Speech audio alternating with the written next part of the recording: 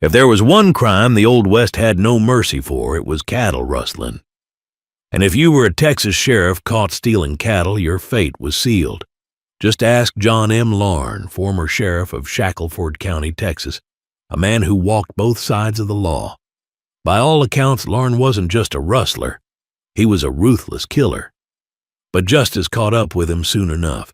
Locked behind bars, he didn't wait for a trial.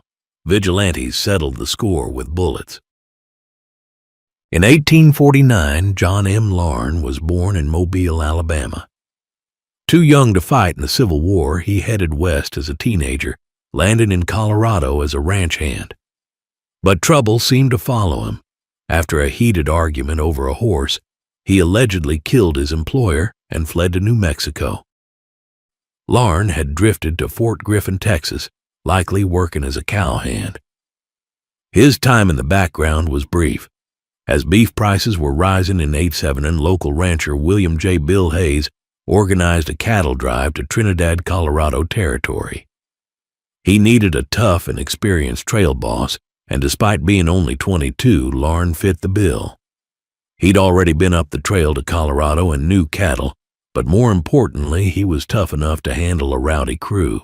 One of the cowboys on that drive, 20-year-old Henry Comstock, later wrote a memoir of the journey, giving us a glimpse into the rough and tumble world Larn rode through and the men he rode with. Among the rough riders on that drive was Delbert C. Clement, better known by his alias Bill Bush, a man who loved to brag about his killings. Larn made him second in command, though Bush was as violent as he was unpredictable. The crew also included 3 men with the last name Wilson: Charlie, Billy, and Jim, though they weren't related. Other cowboys on the trail were Frank Freeman, Bill Hill, and Tom Atwell, while John Pettigrew handled cooking duties and drove the chuck wagon. Alongside Henry Comstock, 2 younger cowboys, Albert Chappell and Font Twombly, rounded out the outfit. Rancher Bill Hayes didn't ride with the herd. Instead, he took a stagecoach to Trinidad to negotiate the sale of the cattle. According to Comstock's account, the drive was marked by brutality and bloodshed. Larn and Bush reportedly gunned down 2 Mexicans and a sheep herder, tossing their bodies into the Pecos River. Bush's short temper struck again when he shot and killed Billy Wilson over a petty argument. Once they reached Trinidad, Bush's reckless streak didn't slow down. He stole a prized racehorse from a stable and rode it deep into the mountains. When lawmen came after him, he eventually returned the horse, but not before leaving a written warning, vowing to kill any officer who tried to arrest him. Trouble followed the crew into the Bank Exchange Saloon, a place that would later become infamous for the 1882 gunfight between Frank Loving and John Allen. But that's another tale. In 872, a confrontation inside the saloon turned deadly when some of Hayes's men shot and killed Juan Cristobal Tafoya, sheriff of Las Animas County. Lawmen pursued the cowboys back to their camp, but when they arrived, they found themselves staring down a wall of Winchester rifles. Outgunned, they had no choice but to turn back without making a single arrest. With Hayes still negotiating the cattle sale, Larn and Atwell headed back to Fort Griffin, carrying a power of attorney from Hayes. This document gave Larn the authority to manage Hayes' remaining cattle in Shackelford County until the rancher returned. On November 28, 1872, Larn married Mary Jane Matthews, the 15-year-old daughter of respected rancher Joseph Beck Matthews. Using stone from an old military post, once commanded by none other than U.S. Army Lieutenant Colonel Robert E. Lee, Larn built a 3-room ranch house which he named Honeymoon Cottage. Later, he designed and constructed a larger 6-room L-shaped stone house across the Clear Fork, a structure so well built that it still stands today. With his own ranching operation now in place, Larn had firmly established himself as a cattleman. Larn soon found himself partnered with another questionable character, John Selman. According to Metz, Selman was rough around the edges, while Larn had a smoother, more polished demeanor. Using the power of attorney from Hayes, The two quietly folded most of Hayes's remaining cattle into Larn's own herd. When Bill Hayes finally returned from Trinidad in the summer of 1873, after selling off his cattle, he was stunned to discover Larn had betrayed his trust. That fall, Hayes secured a contract to deliver 1,000 head of cattle to the reservation agency at Fort Sill Indian Territory, modern-day Oklahoma. To assemble a crew for the drive, Hayes enlisted his brother John and hired Bill Bush as trail boss, the same man who had once ridden under Larn. Hayes gave Bush clear instructions. Don't worry too much about the brands on the cattle. They likely belong to him one way or another. When Larn caught wind of this, he went to a neighboring rancher, G. Riley Carter, who also held a sheriff's commission as constable, and secured a warrant for Hayes' arrest on rustling charges. With Selman, his brother Tom Cat, and a cattle inspector named Beard, Larn formed a posse and called on Lieutenant Colonel George P. Buell, commander of Fort Griffin's garrison. Buell agreed to send troops to assist. On December 3, 1873, Larn's posse, joined by 2nd Lieutenant Edward P. Turner and 17 Buffalo soldiers, set off in pursuit of the Hayes outfit. What happened next would go down in history as the Bush Knob Creek Massacre. As Larn's posse closed in near Bush Knob Creek in south-central Throckmorton County, a young line rider for the Browning Brothers Ranch, Drew Kirksey Taylor, spotted them. I was just a boy at the time, but I remember it clearly, he later wrote. Taylor recalled the moment vividly. In the distance, I saw a bunch of riders, but I was unable to immediately identify them as white guys or Indians. I watched for a bit and noticed they didn't move like Indians, so I figured they must be soldiers. I circled my horse around the cattle I was driving and started heading west, when all of a sudden, they took off at a gallop straight toward me. I pulled up and waited as they closed in. When they got close, I heard one of them say, "Oh, that's just a boy." They rode up, and one of them asked if I'd seen any cattle outfit passing through or camped nearby. Taylor told them the Hayes brothers' herd was about 6 miles ahead, and with that, the group rode off. I had no idea at the time that I had just given those ruthless killers the very information they needed to track down their victims, Taylor later recounted. Those black soldiers, led by 2 white outlaws, John Larn and John Selman, followed my direction straight to the Hayes camp, where they would brutally ambush unsuspecting men. The details of what happened next remain murky, with conflicting accounts.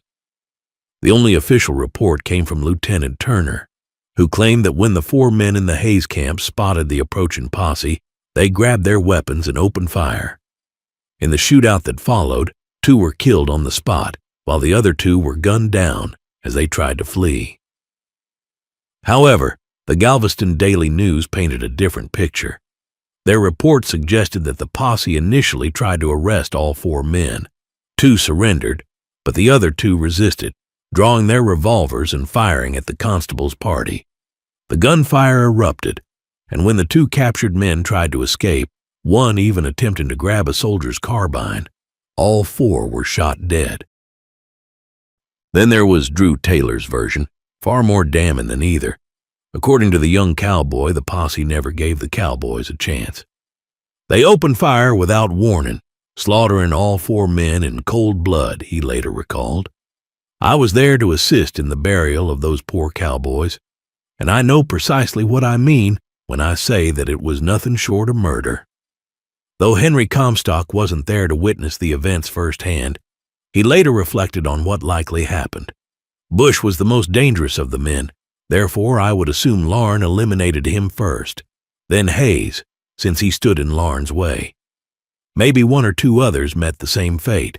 Whatever the truth, the posse didn't stop there. They tracked down the rest of the Hayes crew, arrested them without a struggle, and then turned the stolen herd back toward Shackelford County. That night, the remaining members of Hayes's party were executed. As before, the accounts don't line up. Lieutenant Turner's official report claimed that the prisoners tried to escape, forcing the guards to gun them down, a version parroted by the Galveston Daily News. But many saw through the story. While officials, both military and civilian, chose to look the other way, others flat out called it murder. Drew Taylor was among them. Larn and Selman swore those cowboys fought back, that they had no choice but to kill them in self-defense, he later said. But that was a lie. They didn't give those men a dog's chance. Henry Comstock, who knew Larn well, had no doubt about what happened. I heard Larn say more than once, "Dead men tell no tales." No question in my mind, he was the one who killed those 4 prisoners. According to Comstock, the posse burned the men's saddles, a strong sign that the cowboys were shot in their sleep, their heads resting on those very saddles, as was common on the trail. Meanwhile, ranchers near Fort Griffin gathered to inspect the captured Hayes herd, sorting out stolen longhorns. Larn topped the list of claimants. As for the 8 men killed at Bush Knob, there was no investigation, no trial, just silence. Drew Taylor put it plainly. Back then, a man turning up dead didn't raise much fuss. Nobody said much, and nothing got done. In 1874, John Larn joined the so-called Tin Hat Brigade, a notorious vigilante group in Fort Griffin. These men took the law into their own hands, delivering swift justice to cattle and horse thieves, usually by stringing them up from the nearest tree. No trial necessary. Larn quickly became a leading figure, and by April he was elected county sheriff. One account claims that in the first 3 months alone, the Fort Griffin vigilantes shot 2 horse thieves and hanged 6 more. Larn also landed a lucrative contract with the local army garrison, supplying 3 steers a day. But instead of using his own cattle, he and John Selman rustled them from neighboring ranches. Ranchers began to suspect something was off. While their herds kept shrinking, Larn's stock never seemed to take a hit. Larn's time as sheriff was short-lived. After less than a year in office, he resigned on March 7, 1877, handing the position over to his deputy, William Kruger. This came after a violent brawl in the Beehive Saloon. 2 of Larn's supporters, Bill Bland and Charlie Reed, shot County Attorney Jeffries and Sheriff Kruger. Jeffries was seriously wounded, and a bystander was killed. An Army lieutenant, caught in the crossfire, lay dying, while Bland himself was also gunned down. Larn and Selman soon moved into full-scale cattle rustling, and despite their crimes, they somehow landed appointments as hide inspectors. This put them in charge of checking all cattle herds entering and leaving the county, and even overseeing local butchers. It was the perfect setup. Larn kept supplying beef to Fort Griffin, while more and more cattle vanished without a trace. As ranchers grew increasingly suspicious, complaints piled up. In February 1878, a group of locals secured a warrant to search the river behind Larn's house, suspecting he'd been dumping stolen hides. Sure enough, 6 hides were recovered, each bearing brands that weren't his. Larn was arrested but later released, and the rustling continued as if nothing had happened. The breaking point came in June 1878 when Larn wounded a local rancher named Treadwell, who had reportedly discovered his operation. This led to an arrest warrant out of Albany, and the job of bringing him in fell to Sheriff William Kruger. Larn's own former deputy, Kruger tracked Larn down and found him milking a cow, unarmed and perched on a 3-legged stool. He arrested him without incident and hauled him to Albany, where support for Larn was weaker.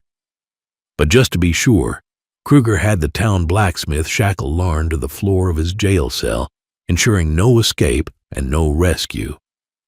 In the early hours of June 24, 1878, as John Larn sat shackled in the Albany jail, a group of 9 vigilantes, likely not his own men, forced their way inside.